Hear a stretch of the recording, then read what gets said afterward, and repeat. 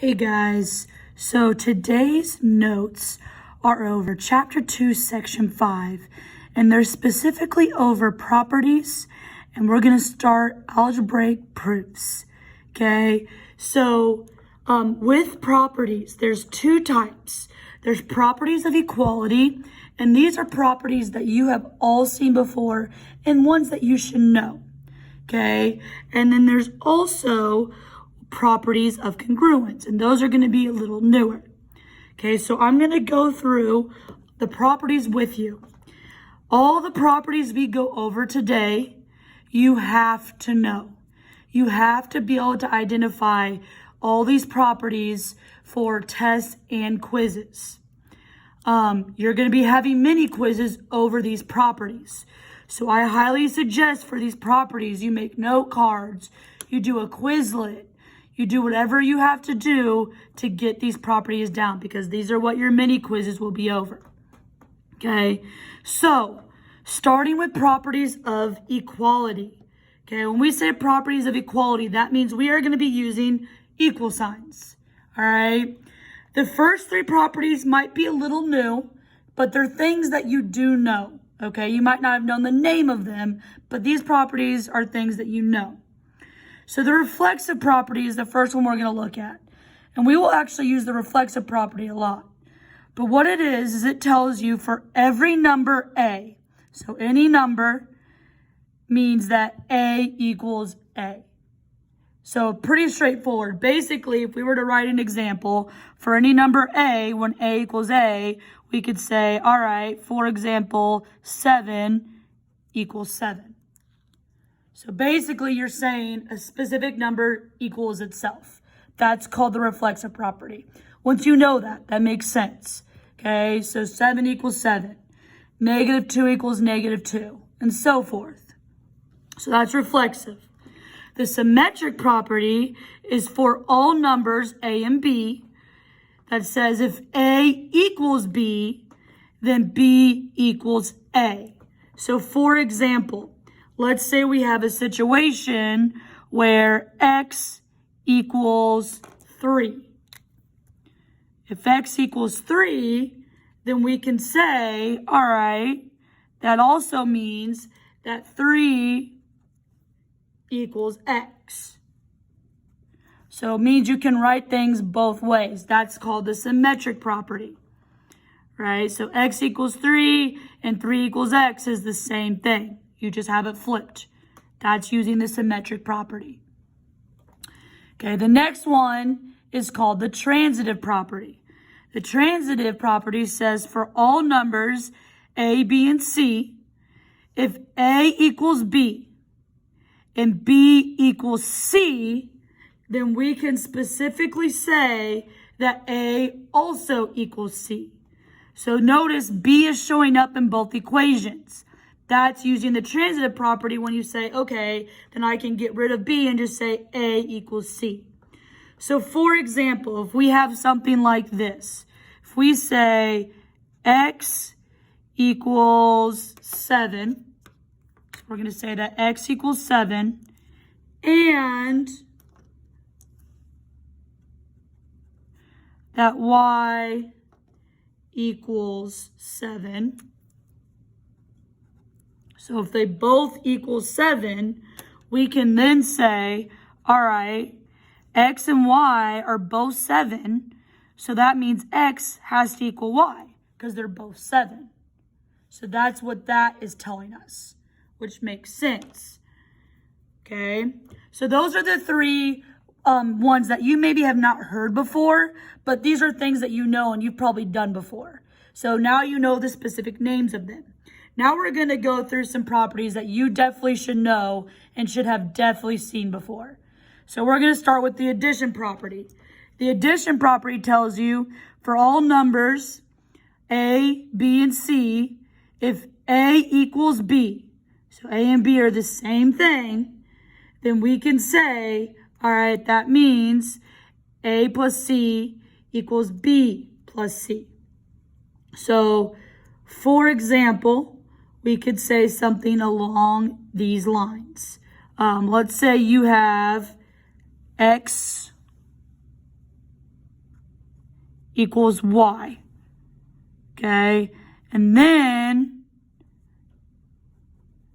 you say something like x plus 2 equals y plus 2. Adding that plus 2 to both sides is using the addition property. So when you go from something where there is no plus 2, so x equals y, and then you add the plus 2, that's using the addition property. Okay? The next one we have is the subtraction property, which is very, very similar. So let's say you have for all numbers a, b, and c, a equals b, then you could say a minus c equals b minus c. So for example, once again, let's say you have something like specifically x equals y. You can then say x minus 3 equals y minus 3. So you're subtracting 3 from both sides. So you're starting here and then you're subtracting 3. That's the subtraction property. Okay, so addition and subtraction properties you should know.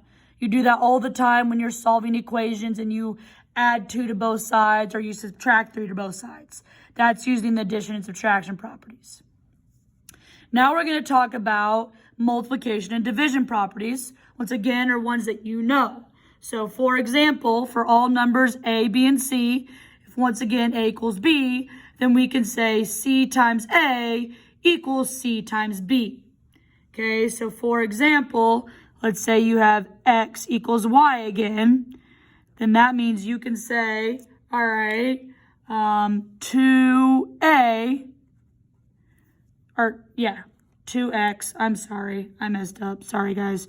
So you could say something like 2x equals 2y. So you're multiplying the 2 to both sides. That's using the multiplication property. Okay, division is very similar. So the division property tells you for all numbers a and b, for all numbers a, b, and c, c can't be 0, so that's important here because you can't divide by 0. If a equals b, then a divided by c equals b divided by c. So for example, once again, let's say we have x equals y, and then we say, all right, we've got x divided by 4 would equal y divided by 4. So dividing 4 to both sides there is using the division property. Okay, so addition, subtraction, multiplication, division, all those are properties you know and you have used multiple times. All right, so now what we want to look at is 2 more, also ones that you have used. One of them is the substitution property. And this says for all numbers a and b, if a equals b, then a can be replaced by b in any equation. So for example, let's say x specifically equals 2. Well, that means if x equals 2 and we have the equation 3x plus y equals 4, you can replace x with 2. So you can say that's the same thing as saying 3 times 2 plus y equals 4. That's using substitution. So when we say x equals 2 and we have this equation and we plug 2 in, that's using substitution. And then last but not least, we have the distributive property. The distributive property says for all numbers a, b, and c, a times the quantity b plus c, we would then distribute and say a times b plus a times c. So for example, if you have something like this, you take 2 times x plus 3. You can then say this would also be the same thing as 2x plus 6. That's using the distributive property. Okay, so that's the properties of equality. Okay, these are most properties that you have seen and know. So these you definitely have to know, guys. Now, let's look at properties of congruence. Properties of congruence are also properties that you have to know. Okay, so properties of congruence are very similar to properties of equality. So what we have is the difference is you're using congruent signs. So we've got reflexive, symmetric, transitive. The reflexive property tells you if segment AB, you have that segment, you can say that it's congruent to itself. So segment AB is congruent to segment AB. That's the reflexive. Or you could say angle A is congruent to angle A. Same thing. That's using the reflexive property. It equals itself. The symmetric property says if you have something like segment B is congruent to segment CD, you can also say segment CD is congruent to segment AB. So you can flip the order, just like with equality, but congruence this time. So that's the symmetric property. And then over here, if you say angle A is congruent to angle B, then you can also say angle B is congruent to angle A. Okay, so it's just flipping how they're written. It's the same thing. Then we have transitive here. Transitive tells you if you have something like segment B is congruent to segment CD, and segment CD is congruent to segment EF. Since this CD shows up twice, you can basically cancel those and say, all right, that means segment AB has to be congruent to segment EF as well. Because let's say CD is 2. Well, that means AB is 2, and so is EF. So EF and AB are going to equal each other.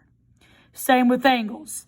If angle A is congruent to angle B, and angle B is also congruent to angle C, so let's say they're both 40, that means A and C are also going to be 40, so they're also going to be congruent. Okay, so those are your properties of congruence. You also need to know those 3 as well.